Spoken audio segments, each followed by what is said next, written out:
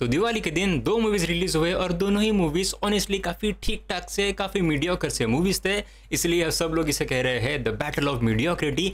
लेकिन एनीवेज, अगर आप फिर भी सोच रहे हो कि इस दिवाली कौन सी मूवी देखी जाए, तो ये वीडियो आपको हेल्प करेगा कि आपके रिक्वायरमेंट के हिसाब से या फिर आपके एक्सपेक्टेशंस के हिसाब से आपको कौन सी मूवी देखनी चाहिए। और मैंने दोनों मूवीज ऑब्वियसली देखी है, दोनों मूवीज के डिटेल में मैंने रिव्यू करके रखा है बिना कोई स्पॉयलर्स का, उसको आप चैनल पे जाकर चेकआउट कर सकते हो। तो अगर मुझे कोई रैंडमली आके पूछे कि यार तुमने कौन सी मूवी ज्यादा एंजॉय करी, तो मैं बोलूंगा कि मैंने यार दोनों ही मूवीज एंजॉय करे, लेकिन दोनों ही काफी डिफरेंट रिक्वायरमेंट्स के साथ। यानी कि भूल भुलैया 3 देखते हुए मुझे जो इंजॉयमेंट मिल रहा था वो काफ़ी तरसने के बाद मिल रहा था। मतलब छोटी सी इंजॉयमेंट के लिए मुझे काफ़ी स्ट्रगल करना पड़ रहा था। लेकिन on the other hand Singham again में मुझे इंजॉयमेंट तो मिल रहा था, लेकिन काफ़ी ही बेसिक छोटे छोटे डोसेज में, जो काफ़ी बड़ा वाला इंजॉयमेंट नहीं था, और जो पहले से ही कुछ एक्सपेक्टेशंस बनाने के बाद मुझे देखने को मिल रहा था, मुझे फील होने को मिल रहा था। आई नो ये थोड़ा सा कॉम्प्लेक्स हो गया, तो इसको हम थोड़ा आगे जाके इसके बारे में डिटेल में बात करेंगे, लेकिन पहले कुछ पॉइंट्स के बारे में बात कर लेते हैं जो आपको हेल्प करेगा। पॉइंट नंबर 1, मूवी के जॉनरास। तो यार बेसिकली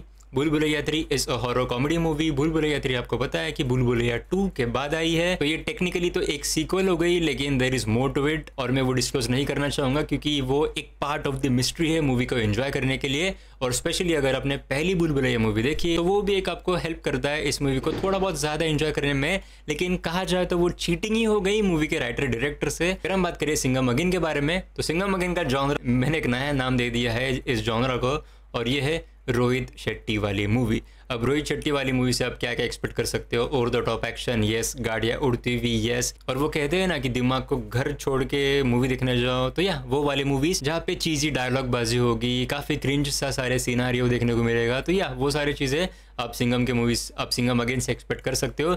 बेसिकली अगर आपने पहले की कोई भी कॉप यूनिवर्स वाली मूवी देखी है, ऑफ कोर्स ये मूवी भी उसी नक्शे कदम पे चलती है, लेकिन यहाँ पे उन्होंने रामायण की जो स्टोरी है उसको यहाँ पे एक मेटाफोर यूज करा है, और उसके साथ लिंक करके, उसके साथ पैरेलल्स ड्रॉ करके उन्होंने उनकी स्टोरी को बनाया है।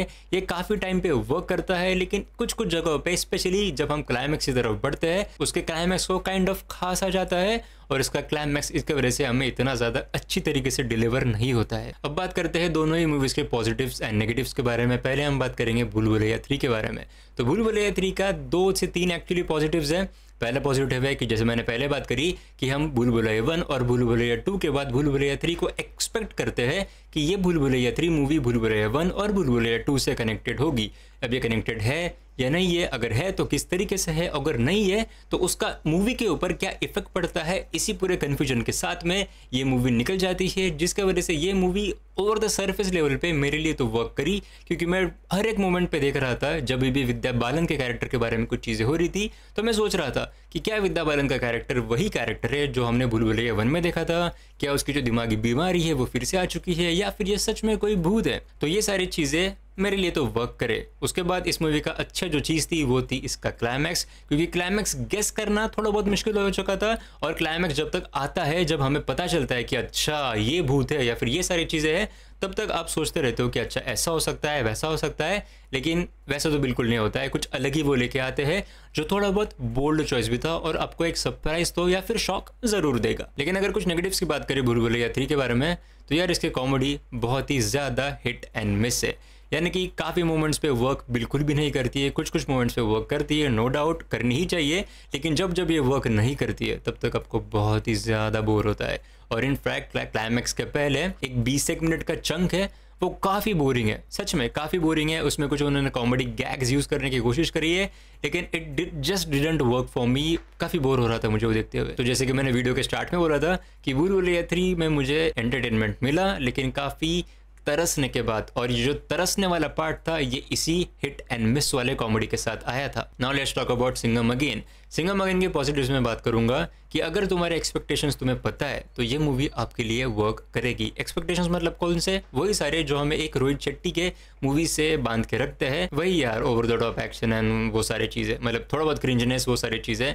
तो अगर तुम एक्सपेक्टेशंस तुम्हारे सही से इस मूवी के लिए लेके जाओगे तो आप इस मूवी को एंजॉय कर सकते हो। दूसरा पॉजिटिव, इसके साथ जो रामायण की चीज़ें उन्होंने लिंक करने की कोशिश करी है, तो वो फेस्टिव सीजन में अच्छा खासा वर्क कर जाता है, मेरे लिए तो वर्क किया। But at the same time थोड़ा बहुत क्लाइमैक्स में जाके उसके ऊपर थोड़े बहुत हैम्बर तो हो ही गया था डेफिनेटली। इसके अगर मैं नेगेटिव्स की बात करूँ तो अगर तुम्हें सिंघम वाले या फिर कॉप यूनिवर्स वाले मूवीज़ पसंद नहीं है फिर तो don't even bother watching this movie, क्योंकि आपको बहुत ही सारी चीज़ें क्रिंज लगेंगे, आप स्ट्रगल करोगे एंजॉय करने के लिए। लेकिन वही एक्सपेक्टेशंस की बात आ गई, अगर आपके एक्सपेक्टेशंस है सही से then you will enjoy it, other than that I don't think so. तो बस मुझे लगता है कि इतने सारे जो मैंने पॉइंट्स बोले हैं, तो उसके हिसाब से आप एक अच्छा खासा डिसीजन बना सकते हो कि आपको कौन सी मूवी देखनी चाहिए। Again I am saying this, दोनों ही मूवीज़ ठीक ठाक मूवीज़ है, कोई भी बहुत अच्छी नहीं है, बहुत ही ख़राब नहीं है। इसीलिए तो इस बैटल को नाम दिया है लोगों ने बैटल ऑफ मीडियोक्रिटी। मीडियोकर ही दोनों मूवीज़ है, ठीक ठाक सही दोनों मूवीज़ है। अगेन आई एम रिपीटिंग, काफ़ी कोई अच्छी मूवी नहीं है, काफ़ी कोई ख़राब भी मूवी नहीं है, ठीक ठाक से मूवीज़ है। आप आपके लाइकिंग के हिसाब से मूवी को चुन सकते हो। सिंघम वाली देखनी है, सिंघम वाली देख सकते हो, या फिर अगर आपको थोड़ा बहुत कॉमेडी, हिट एंड मिस वाली कॉमेडी, थोड़ा बहुत सस्पेंस वाली चीज़ें देखनी है, गो विद भूल भुलैया 3। और एक काम करना, मूवी देखने के बाद नीचे कमेंट्स में आके बताना कि आपने कौन सी मूवी चूज़ करी, और अगर पहले से मूवी देखी है फिर भी नीचे कमेंट्स में आके बताओ कि कौन सी देखी।